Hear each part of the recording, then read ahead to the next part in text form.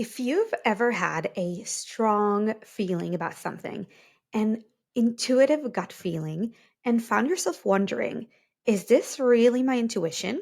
Or are these my emotions talking? Or maybe you've been trying to manifest something and you've been visualizing, journaling about it, doing all the right things, but it still isn't happening.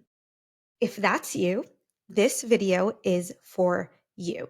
Because what most people don't realize is that the same block that makes it hard to receive your manifestations is the exact same block that makes it hard for you to accurately receive intuitive guidance. Hi, I am Shiri, a manifestation coach and intuitive. And in this video, I'm going to show you exactly what that block is, how to clear it, and how to start making decisions and calling in what you want from a place of real alignment and not emotional reaction. So let's start with intuition. Most people confuse emotions with intuition. And I get it. Emotions are loud. They come with urgency, with intensity, with physical sensations, especially when it is something big that, where the stakes are feel really, really high. But emotions come from the nervous system, and the nervous system reacts based on past experiences and perceived danger, not the objective truth. So, excitement, elation, fear, urgency, all of those things can mimic a yes or a no when you are trying to tune into your intuition if those emotions are too high. Let me give you an example. It could be that you see a course online by this teacher, mentor that you really, really admire. And you feel this like rush of excitement when you see that course, like, this is it. This is the answer. Say you've been struggling in your business for a while and you're like, this will give me the skills or this will give me the knowledge that I need to finally blow up my business. But 2 days later, you're not so sure anymore. Is it intuition or is it just me going after yet another course, even though you've already taken 10, 15, 20 courses, just you not really trusting yourself? So, is this course what's going to give you the breakthrough? Or is this just another time where you're going to invest into a course because you don't feel like you trust yourself enough and you're going to stay in the same place in your business? And we've all been in these situations. I have recently found myself in a situation that I talk more about in this week's Aligned in Action podcast episode. And in this situation, I can't really say what it was, but a lot of my future and a lot of money depended on the outcome. And I found myself in a situation where I had no control over the outcome, no control whatsoever. I've done everything I could on my side. And I was in a situation where it was just waiting. It was, however, time sensitive, and I found myself really, really nervous about receiving the right answer and receiving it on time. Now, even though I am a trained intuitive and I read other people for a living, I initially really struggled to tune into my intuition and my higher self to see how the situation would turn out. Every time I tried to tune in for a few days, all I felt was this lump in my throat, this feeling of dread, and I just couldn't bring myself to a place where my emotion wasn't washing all over me. And so I wasn't sure how the situation would turn out because I was so scared, so nervous about the outcome that I couldn't calm my emotions down. And here's the truth about intuition. It's not loud. It's not emotional. It's clear. It's quiet. It's grounded. It's that calm, anchored knowing, even if the answer that you hear isn't necessarily what you wanted to hear. It is not rooted in emotion at all. And this is my golden rule about intuition. You know it is intuition talking to you when it is not grounded in emotion. It just lands. It feels like a full stop at the end of a sentence. Or in other words, you feel neutral. And this is what we're talking about today. Neutrality is what gets you that kind of clarity. Getting neutral means you're not emotionally attached to one outcome. It means you can zoom out and see the bigger picture and trust that both paths could be okay. And that's the energy of intuition.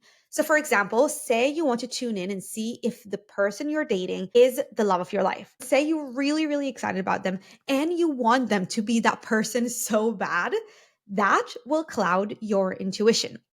So, if you're trying to tune in and see if it's a yes or a no, the excitement and elation might actually give you a yes, even if that's not your higher self.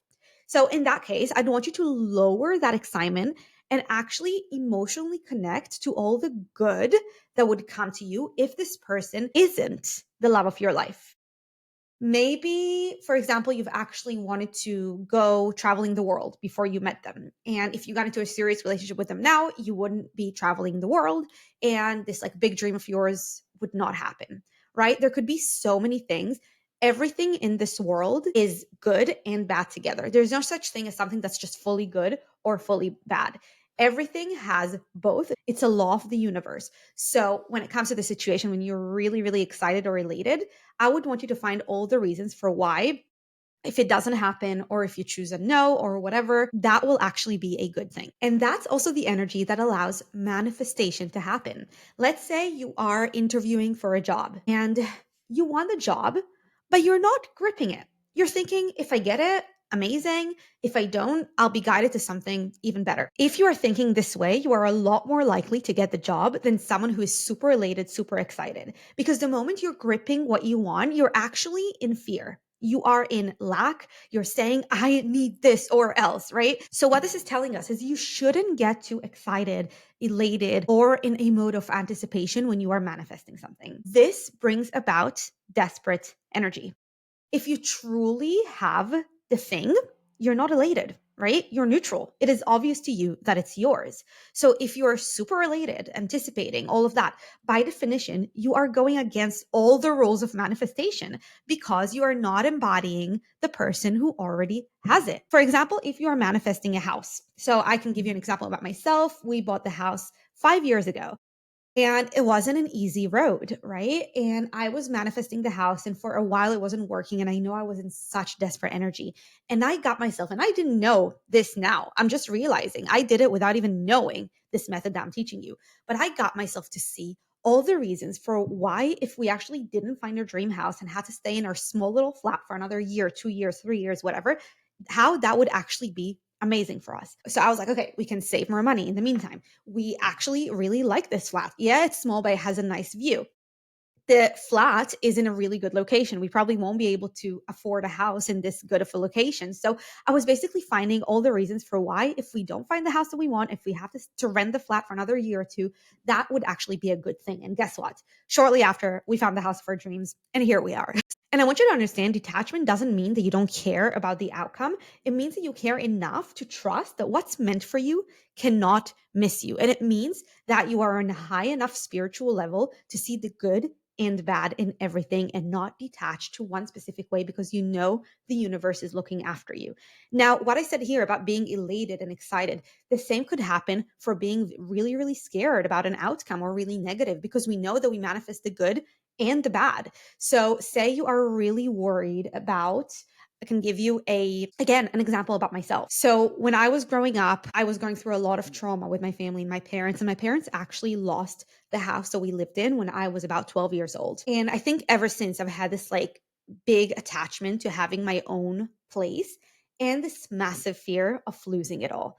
I have been dealing with this fear of losing all of my money and my house for the past few years. So again, same as what I was doing when we were trying to buy this house or find a house in general. I actually did this work about a year ago when I found myself struggling with fear over losing it all. That wasn't grounded in reality. Like I was doing great in my business, but for some reason, all these fears were coming up, specifically about losing the house, which again, not grounded in reality at all, just trauma talking, right?